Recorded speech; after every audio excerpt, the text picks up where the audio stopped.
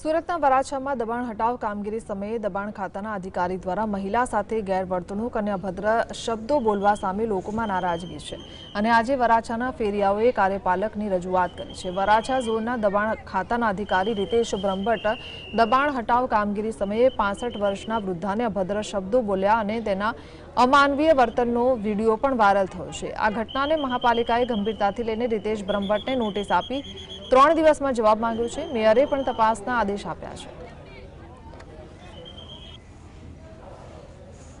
મહિલાનો video ફરી રહ્યો છે, તેમાં મહિલા કહે છે કે એક અધિકારીએ મારી સાથે અભદ્ર ભાષામાં વાત કરી। મેં આજે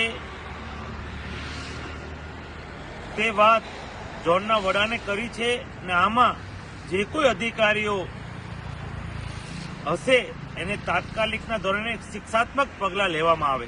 જે સોશિયલ મીડિયામાં ભટ્ટ સાહેબ રીતેશ બ્રહ્મભટ્ટ સાહેબ કંઈ અભદ્ર હિનાબેન સાથે બોલેલા હોવાનું વાયરલ થયેલું છે, એ બાબતે જાણ થતા આજે અમે રીતેશ બ્રહ્મભટ્ટનો ખુલાસો લેખિતમાં માગી દીધો છે દિન 3માં। જે એ ખુલાસો પ્રાપ્ત થયેથી આગળની નિયમોનુસારની કાર્યવાહી એમના સમક્ષ કરવામાં આવશે। ધન્યવાદ।